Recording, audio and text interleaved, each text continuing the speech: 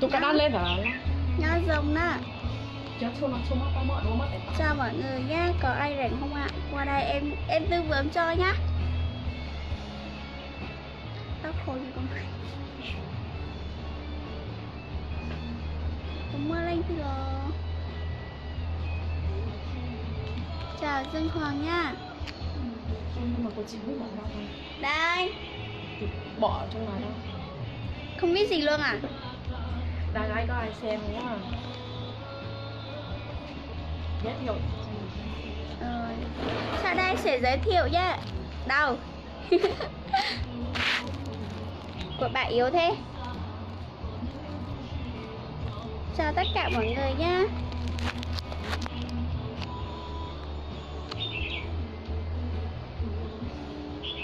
Có ai mua đó. Từ từ đi. Vâng chào. Của khi cho chua được bé giờ. Cho chua nó mất tiền ta tê ha. Mấy chế nó. Của trăm năm không như. Thuốc này để dành cho người già hoặc là người trẻ cũng được hết nhá. Kiểu như là đau hết người thì đau lưng, đau vai, đau đầu, cái gì có hết nhá. Đau. Hàng đau hết rồi. Okay.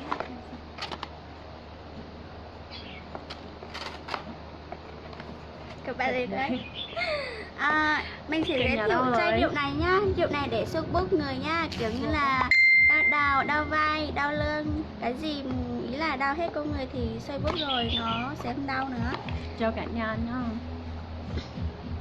Em đi làm gì vậy? Em không phải làm gì đâu. Em tư vấn chai thuốc này nhá. Nếu ai quan tâm thì in em nhé. Đây, bắt đầu thế nào? Đâu? Sao? Em tư vấn chai thuốc thanh bột hương. Đâu rồi? Sao mọi người nhá? Giờ này tôi người lên xem đã mới nói. Có anh ạ, vô xem, vô nhập vào em giới thiệu cho nhá. Chai thuốc xuống đó. Nhớ dòng nhỏ. Cú lớn hợp bé, cú khế giả chua hợp bé nó. Chúa ly mó tệ tao thia, mua ít chế chế mó tao thì mua cho lò xôi giờ. Có cho bé rồi ít chế chỉ mua mó là nó. Hello chị, chào nhá. Có anh ơi, nếu mà anh quan tâm thì yên em nhé. Thuốc này hiệu quả lắm luôn á, em xài vào em mới biết nha. Nên mới dám bán ạ. Để đi nhiều em xô ra rồi. Để nhiều người rồi em giới thiệu cho nhá. Chia sẻ dùng em với để em giới thiệu nhá. Con này tên như thế này nhá. Thanh bột hương. Đau đầu đau vai xài được hết nha các bạn nha.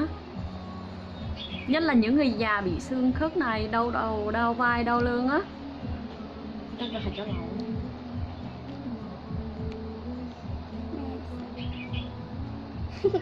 Ơi, em mà thấy cái deep file này, cô gái deep file chị mà. Của hai thì chúa ly mơ ít chế do mơ tệ tao ha. Mơ tao tê chế mơ cho nó lòng đua như ít chế do chế nó chính bó là nè. Cho lẩu này mốt tệ mốt tao. Chúa ly cho lò của tao nè, cho thua của tao họ. Cho lò chế các mơ các một dòng nè. Cho nó mất xía chế học thua xưa. Cái này sao được thôi, ôi thịt tê đấy. Cho là nó học chỉ tao liền.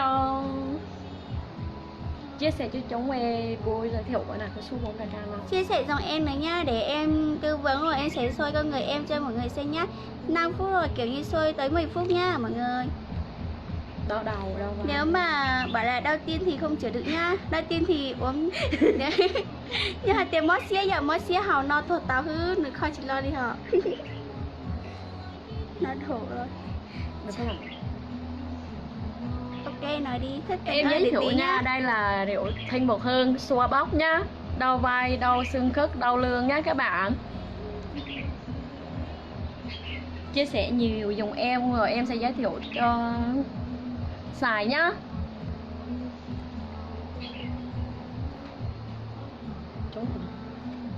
Để em nhé. Tình ơi, để em tí nhá, rồi em nói cho nhá. Cứ từ từ để nhiều người Đâu vào rồi, đã. đâu. Vì em giới thiệu lâu lắm. Giờ thế hả?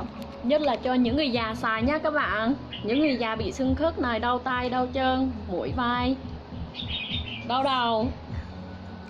Bạn ơi, cái đó sida thì bạn đi chích nhiều người quá.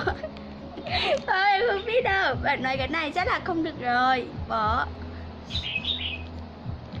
Chào mọi người. Chào cả nhà nha.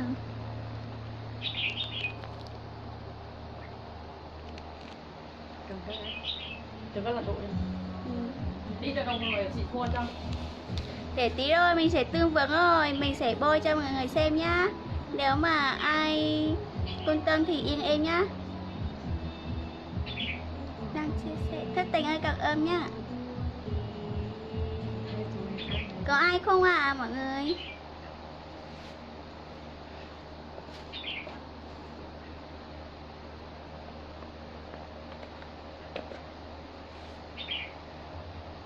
Bạn ơi, vô nhiều vào rồi tí mình tư vấn cho nhá.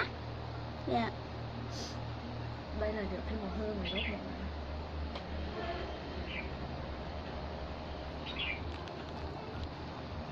Của em tôi làm trai thôi. Kệ con trai xài cũng được, tại vì cái này xài cho con trai nhiều nhất mà. Cái này là cho con trai thất tình.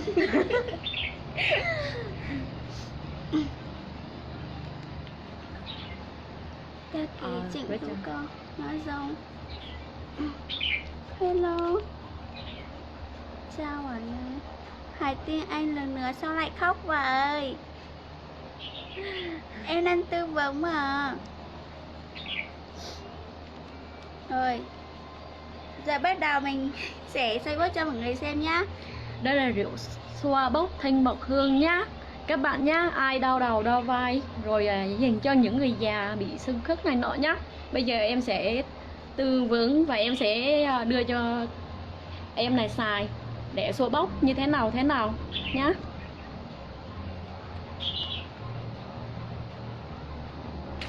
Đầu tiên các bạn lấy một lọ vừa vừa thôi.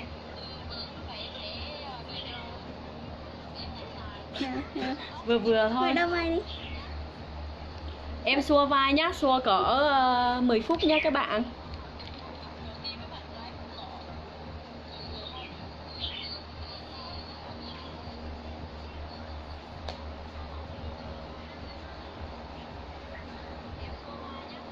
Vậy à, nhưng mà để tí rồi em yêu anh sao nhá. Anh bị thất tình thì nếu mà anh mua thuốc này uống thì anh chết thôi, không khỏi được tin đâu.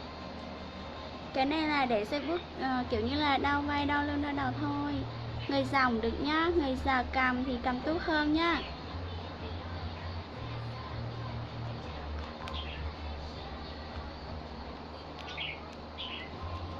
Chúa Ly bé mua cho là sao bé tàu chi phú cho cặp phú nhỏ bé mà soi bé sao chị cứ chỉ mua ý chế là ha nữa tứ dòng để tao tên nào Chúa Ly từng mua kiểu như là ai thương bố mẹ thì mua cho bố mẹ xài thử đi, nếu mà ok thì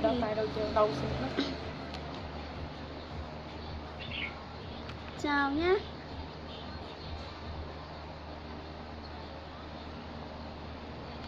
Mình sẽ xoay từ 5 phút tới 10 phút nha. Rồi sau đó rồi đau chỗ nào thì mình cứ xoay bút chỗ đó nhá mọi người.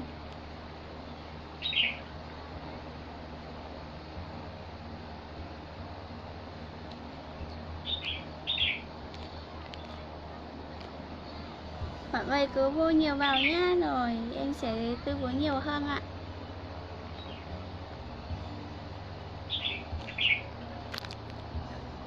Cuộc đời xa nhau, vâng chào bạn nha. Tao sẽ cho mà hết đau. Ý là giờ kiểu mình tư vấn nhưng mà mình cũng đau thì mình cũng xài được 2-3 lần rồi nó đỡ. Ý là mình vừa bám vừa xài nhá các bạn. Mình sẽ ok rồi mình đăng báo cho mọi người nhá.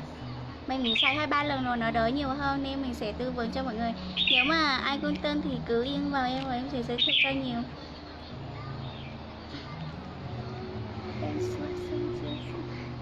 Rất tình ơi, anh nói gì vậy?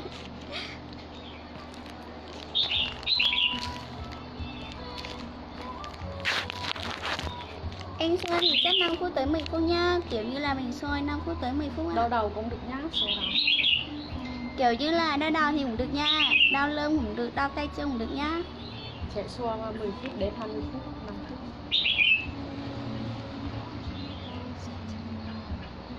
Anh mua về xài đi, cuộc đời xa nhau ơi, anh mua một chai về xài đi, ok lắm đấy. Nếu không thì anh tới tận đây rồi em xoa cho anh luôn. Để đây em cầm. Dạ ý là em vừa, nói chung là em vừa báo vừa xài nhá.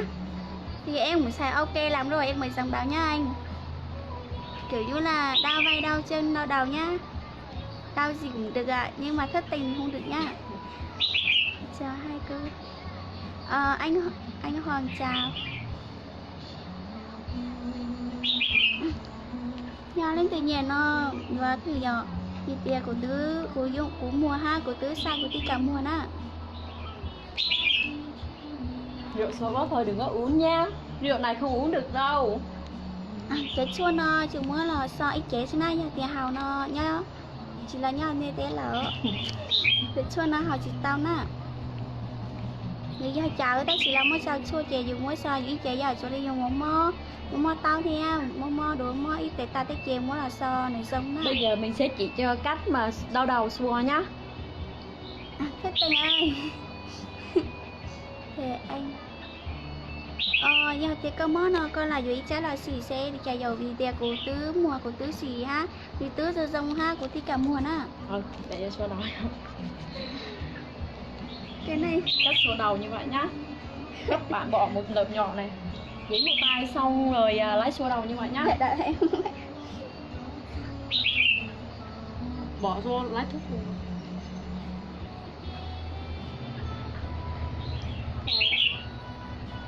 Cách xoa đầu là như vậy nhá. Xoa xong rồi móc vô sau này, lấy thuốc vô.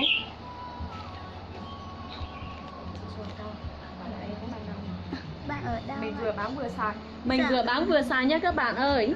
Một chai 250 nhá.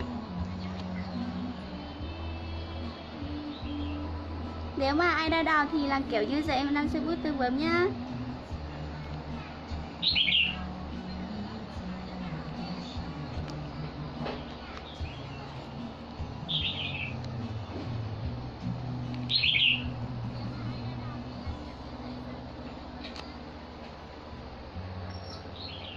Đâu.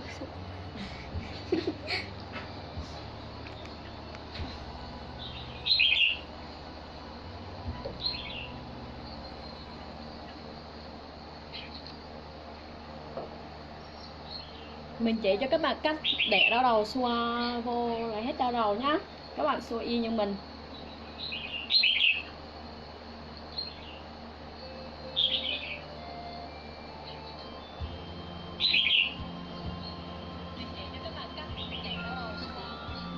Chào mọi người nhé.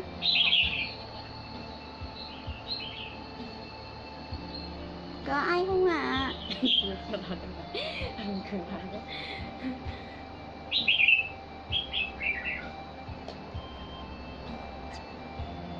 Thôi tình ơi, ít chai nữa ốc một chí nè. Một chai 250 ạ. Nếu mà cảm thấy đau vai đau đầu thì đau chỗ nào mình xoa chỗ đó nhé. đau tay chân thì nếu mà mình thấy đau chỗ nào mình xoa chỗ đó nha các 5 bạn. phút tới 10 phút thì cứ lúc nào đau thì cứ xoay lúc đó thì nói chung là nó sẽ không đau nữa nhá. Dành cho những người già nhá, đau lưng, đau xương khớp này nhá.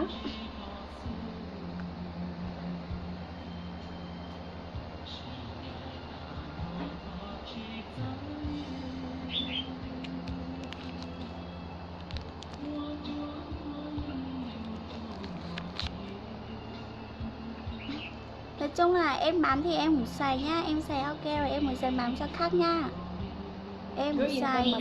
Em xài hiệu quả rồi em mới dần bán nhá, em không lừa đâu. Nếu mà sợ em lừa thì anh cứ lấy xài rồi nếu mà không ok thì anh cứ ra rồi em bán lại cho.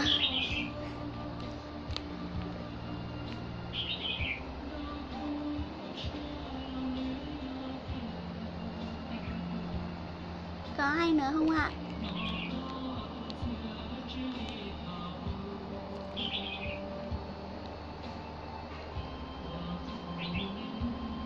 Anh tí nữa anh yên với em nhá. Nếu không thì anh cho địa chỉ ở đây cũng được ạ. Xua từ 10 phút đến 5 phút, 20 phút nhé các bạn. Mọi người cứ vô nhiều vào nhá, rồi tí em sẽ tư vấn kem dưỡng da khô nữa. Trai gái xài được hết nhá.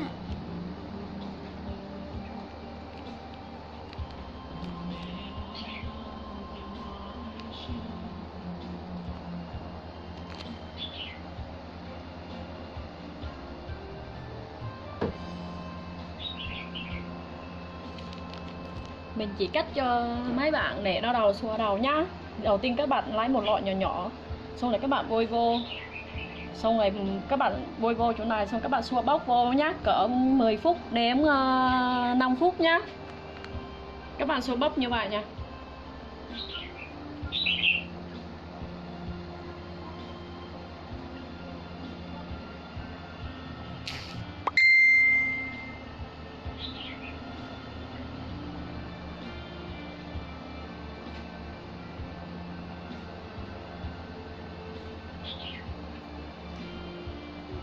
Rồi nó lên trên này không xua trên Sông đầu. Giang ơi chào nhá.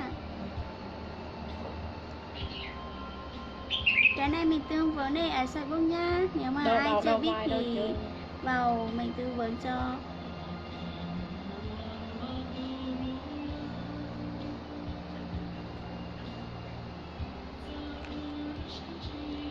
Chào. Ôi tóc bạc. Vâng chào nhá. Xây bút tóc bổ sù luôn.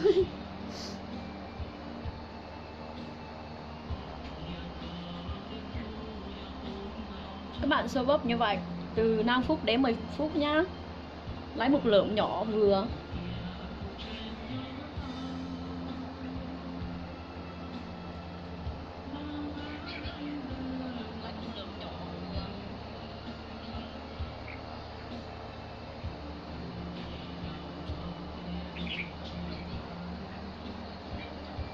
Tôi xua cho ngoài sau.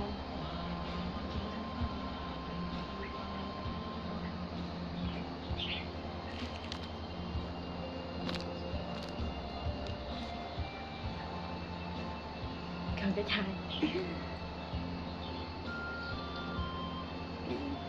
Đây đã đồng rồi, xua vai. Ít thôi. Đổ ít thôi. Chai thuốc mà mình đang dùng là chai này nhá mọi người. Thành Đây ạ, được. Thích Mậu Hương ạ, cái chai thuốc này tên như vậy nhá.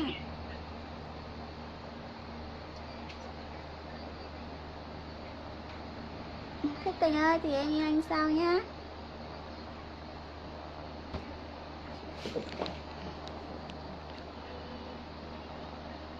Chai thuốc mày đang dùng là chai này nhá mọi người ạ.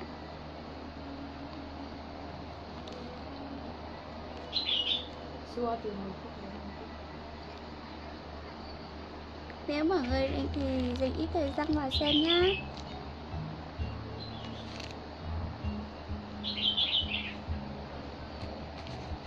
Đâu vai đâu. Cảm ơn nhiều nhá, không khổ đâu.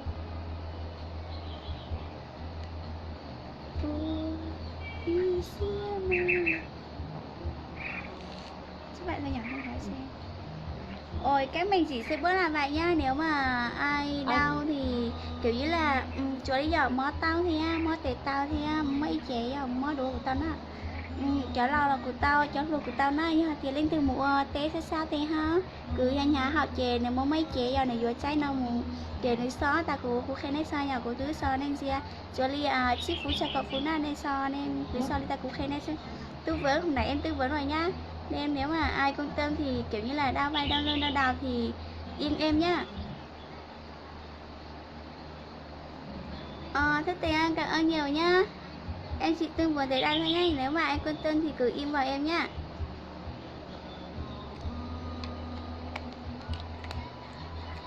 Cái kem này đâu? Cái kem này đâu? Cái kem này. Rồi sau đây mình sẽ tư vấn cái này nhá. Cái này trai gái xài được hết nhá. Kiểu chỉ một nắm, 10 nắm tàn nhang.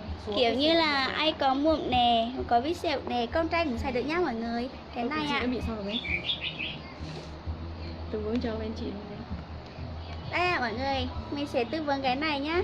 Kiểu như là có mụn nè, mụn gì được hết nha. Sẽ kiểu như là da khô nè, nhiều thứ lắm em, hết tầng nhăm nè, mụn nè. Trai gái xài được hết nha, không phải con gái mới xài được đâu, cái này trai gái xài được hết nha.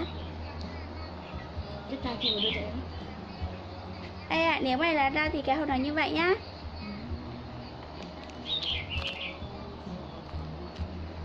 Đây ạ. Thất Tình ơi, em ở tỉnh Gia Lai, huyện Đắk Bơ nhá. Đây ạ. Được. Trai gái xài được hết nha. Giống ban đêm.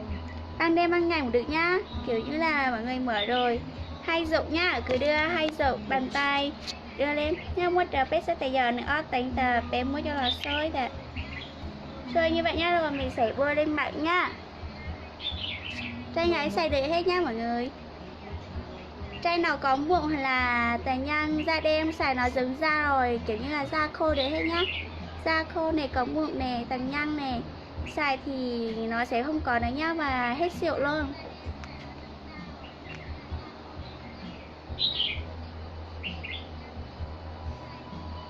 Ai cũng tên thì cứ yên em nhá, em sẽ tư vấn cho. Em thì cũng xài rồi ạ, mà em thì cũng có mụn nhiều rồi, nó đỡ rồi. Cái gì em bám thì em xài ok rồi em mới dần bám cho khác nhá.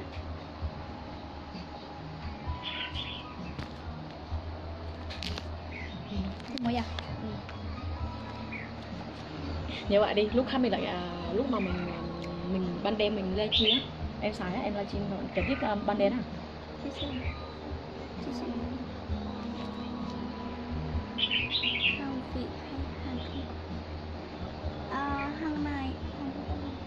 Hàng này em nhập từ bên Thanh Bảo Hương về. Hàng này không phải hàng Trung Quốc nhé bạn ơi. Hàng này mình xài ok lắm nhá, mình xài rồi mình dần bắn, mình dần bắn nhá. Để thấy, giờ bạn thấy da mặt mình có gì không ạ? Mình xài là ok. Mình xài rồi ok rồi mình dần bắn cho khác nhá. Con trai cũng được nhá, trai gái được hết ạ.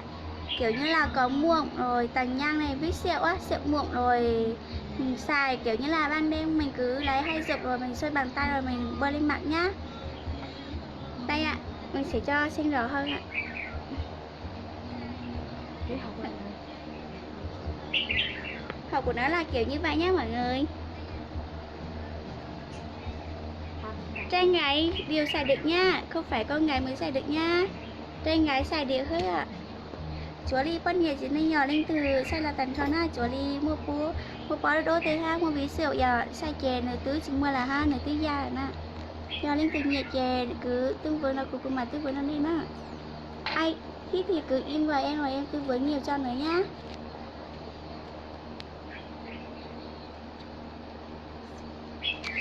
Không khó đâu. Ôi cho hàng bao nè. Ngoài lăng coi bạn. Cảm ơn nhiều nhá.